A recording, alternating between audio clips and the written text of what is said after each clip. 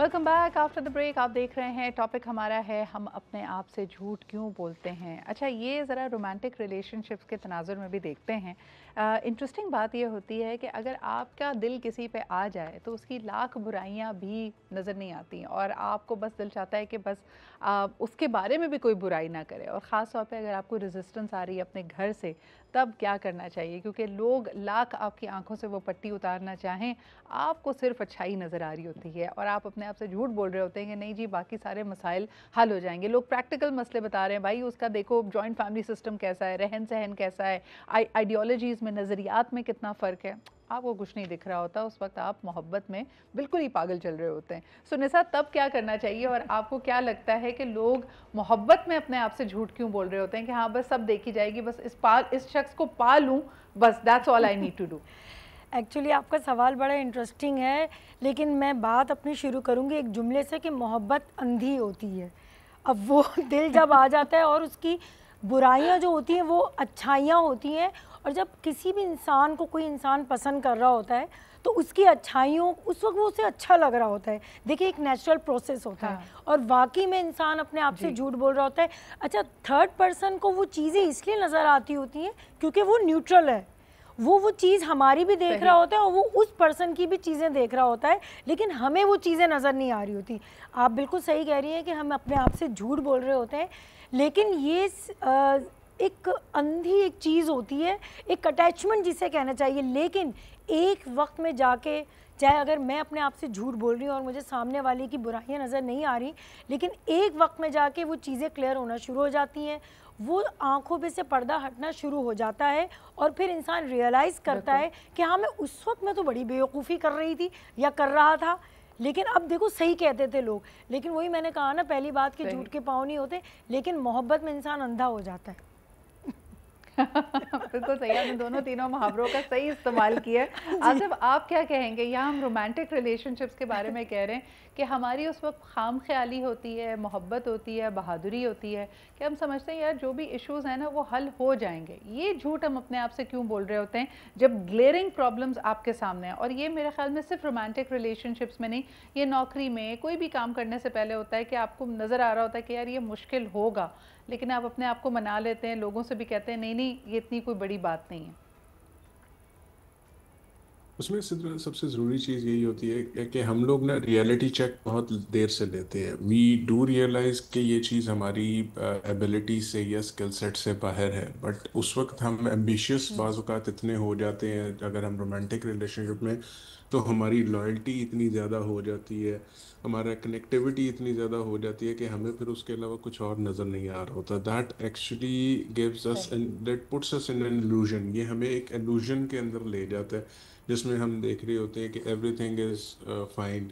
क्योंकि झूठ जो है वो एक, जिसको कहते हैं कि अहमकों की जन्नत जिसको कहा जाता है, वो चीज़ कंसिडर किया जाता है। तो हम खुद को सेटिस्फाई करने के लिए जो है ना वो कर लेते हैं कि यस कोई बात नहीं है, हम चेंज कर लेंगे। अगर रोमांटिक रिलेशनशिप्स की बात करें और उसके बाद if it leads to marriage and everything, तो हम सोच रहे होते हैं कि यार वक्त के साथ साथ सभी लोग चेंज हो जाते हैं, आदतें बदल जाती हैं, वेयर एज वही चीज़ें जो हैं वो बाद में प्रॉब्लम्स का सोर्स अच्छा, बन इसमें रही होती हैं। आपने तो जो बात कही ना आसिफ, उसमें एक या एंगल बड़ा ख़तरनाक है। एक है कि जैसे अभी आयशा बात कर रही थी कि रियलिटी को एक्सेप्ट ना करना, और एक होता है पॉजिटिव थिंकिंग रखना। जैसे आपने कहा कि अच्छा जी वक्त के साथ चीज़ें बदल जाएंगी, हालात बेहतर हो जाएंगे, बुर्दबारी भी आ जाएगी और अगला बंदा भी मोल्ड हो जाएगा। अगर एक शख्स शुरू से सच बोल रहा है और दूसरा शख्स डिनाइल में है, अपने आप को झूठ बोल रहा है या सिचुएशन को समझ नहीं रहा या अपने आप को ये दिलासा दे रहा है कि मैं आहिस्ता आहिस्ता इसको मोल्ड कर लूँगा, तो फिर गलती किसकी हुई? आयशा, ये सवाल आपके पास लेके आऊँगी। जैसे अगर कोई लड़का पहले ही लड़की को कह दे कि यार मैं जॉइंट फैमिली सिस्टम में रहता हूँ, मैं अलग नहीं होना चाहता, या कोई लड़की कह दे कि मैं अपनी नौकरी को प्रायोरिटाइज़ करती हूँ, अभी 5 साल तक मैं फैमिली बनाना नहीं चाहती, तो ये दोनों लोग सच बोल रहे हैं। लेकिन इनके पार्टनर्स अगर इस सच को एक्सेप्ट नहीं करेंगे और दिल ही दिल में कहेंगे हाँ नहीं कोई बात नहीं, अच्छा अभी हाँ में हाँ मिलाते हैं, सब सही हो जाएगा बाद में, हालांकि उनको पता है कि उनके ख्यालात इनसे बहुत मुख्तलिफ हैं, तो फिर गलती किसकी हुई? बिल्कुल।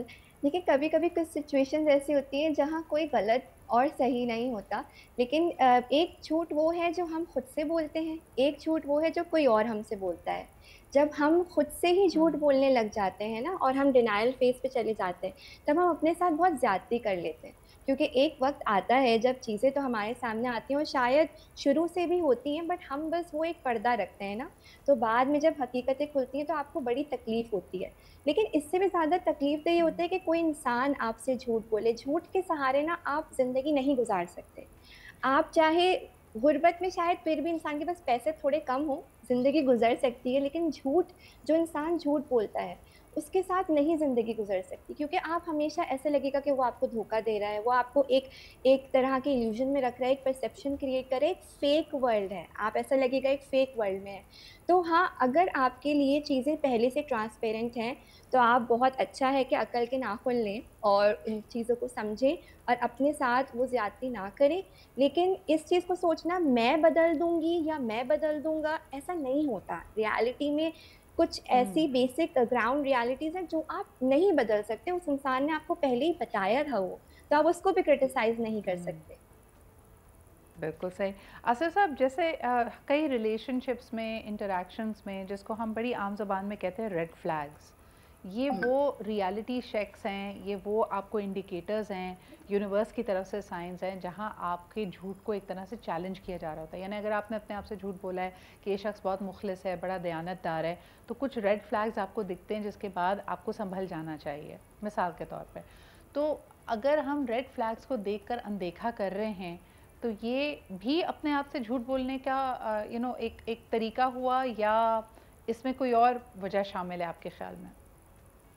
नहीं, ये बेसिकली सेल्फ डिसेप्शन का आ जाता है। इसमें खुद को हम डिसीव कर रहे होते हैं, और फैक्ट से जो है we are actually looking at the other side, हम मुंह मोड़े होते हैं हकीकत से।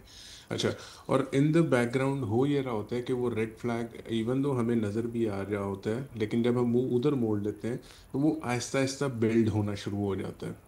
और एग्जैक्ट, और उसके बाद जो है ना, after a certain period of time, वो बिल्कुल वो जो उस वक्त एक छोटा सा रेड फ्लैग होता है, वो उस वक्त एक जिन की सूरत में जब हमें रियलिटी चेक उसका मिलता है, तो हमारे पास उस वक्त रोने धोने के लिए, परेशान होने के अलावा या दोबारा जीरो से स्टार्ट करने के अलावा हमारे पास और कोई ऑप्शन नहीं होती है। तो उस वक्त जो रेड फ्लैग्स बिल्कुल। नज़र आ रहे होते हैं, उनको उसी वक्त रियलाइज करके उनको देखना और उनका उसी वक्त साथ में प्लान करना इंतहाई ज़रूरी होता है। देखिए, रियलिटी और फैक्ट चेक करना इंतहाई ज़रूरी है। रेड फ्लैग्स किसी भी अच्छा, मुझे पॉइंट और टर्न बताएं इन आप, लाइफ। हाँ, मुझे एक बात बताएं कि आपके ख़्याल में जो लोग अपने आप से बहुत ज़्यादा झूठ बोलते हैं, और इसमें हम घमंड को भी ले आते हैं, या जिनको आदत होती है रियलिटी को डिनाई करके एक एक लिबादा ओढ़ने की। छोटी सी मिसाल आपको दूंगी कि बचपन में बच्चा फ़ेल हो गया है, लेकिन ख़ानदान वालों के सामने, सबके सामने आपने उसका पर्दा रखा और आपने कहा नहीं नहीं, फ़ेल नहीं हुआ बल्कि पोजीशन ली है। बच्चे को इसकी आदत होती चली जाती है, और वो आहिस्ता आहिस्ता उसकी पर्सनैलिटी ऐसे शेप होती है कि वो अपनी गलतियों, अपनी कमियों, कोताहियों को देखने के बजाय उसको लगता है कि जब उसके साथ कुछ बुरा हो रहा है तो दूसरे ही उसके साथ बुरा कर रहे हैं। किसी ने उसके साथ पॉलिटिक्स की है, किसी ने उसके साथ कोई बदला निकाला है, कोई उसको नीचा दिखाना चाहता है। ये एक पूरी पर्सनैलिटी टाइप है। ये पेरेंटिंग की कमी की वजह से या बचपन की एक्सपीरियंसेस की वजह से होता है आपके ख्याल में? नहीं, इसमें हमें जो है ना, जो पेरेंट्स की साथ में ट्रेनिंग होती है एट दैट टाइम। देखें, इस बच्चों की सिचुएशन में आके ना we have to be very balanced. एक दौर था जब जो है ना, थोड़े से पेरेंट्स उस तरह से उनको नॉलेज नहीं था या अंडरस्टैंडिंग नहीं थी, तो वो बच्चों की जो बुराइयां होती थी उनकी भी तशहीर की जाती थी, सबको बताया जाता था, और that resulted in the self confidence, loss of self confidence, and जो है ना, वो बच्चे की शख्सियत मसख होके रह जाती थी। अच्छा, ऑन अदर हैंड हम जब उसको उस नेगेटिवली सपोर्ट कर रहे होते हैं, तो हम वो एक जो है ना, वो एक ऐसा उसके अंदर परसोना बिल्ड कर रहे होते हैं जिसमें वो हर चीज़ को अपना राइट समझ रहा होता है, कि वो ही और she hmm. Is always on the right, और बाकी सब जो हैं वो गलत हैं। इसलिए anything bad that happens with him, others are responsible not him. तो उस वक्त यहाँ पे जो है, हम्म। हमें हमें पेरेंट्स को भी जो है वो रियलाइज़ ये करवाना चाहिए कि बच्चों के साथ बैठ के उनके साथ डिस्कस करके एक फैक्ट चेक देना, रियलिटी चेक देना, इन चीज़ों को अंडरस्टैंड करना, और उनको समझाना the difference between right and wrong and everything. ये इंतहाई ज़रूरी है इंस्टेड ऑफ बिल्कुल सपोर्टिंग सही। देम अच्छा नेगेटिव। जी, जो जिसको हमारे हमारे यहाँ अक्सर जैसे कहा जाता है ना, राजा बेटा या पापा की परी, या ऑन द अदर हैंड अगर इसी स्पेक्ट्रम पे आप देखें, people who are type B personalities, जिनको लगता है कि अगर उनके साथ कुछ बुरा हुआ है तो उनकी गलती नहीं थी, ये किसी और ने उनको इस ट्रैप में डाला। आपने अक्सर लोगों को देखा होगा जो गुस्से में आपे से बाहर हो जाते हैं, उनको भी लगता है कि मैं तो बिल्कुल सही जा रहा था, अगले बंदे ने मुझे गुस्सा दिला दिया। सो एक छोटा सा ब्रेक लेते हैं, वापस आके इस मिंगटम माइंडसेट के बारे में बात करते हैं, या इसको कहना चाहिए कि ज़ीरो रिस्पॉन्सिबिलिटी माइंडसेट के बारे में बात करते हैं। ये भी एक बहुत बड़ा झूठ है जो आप अपने आप से बोल रहे हैं। विल टॉक अबाउट दैट एक ब्रेक के बाद।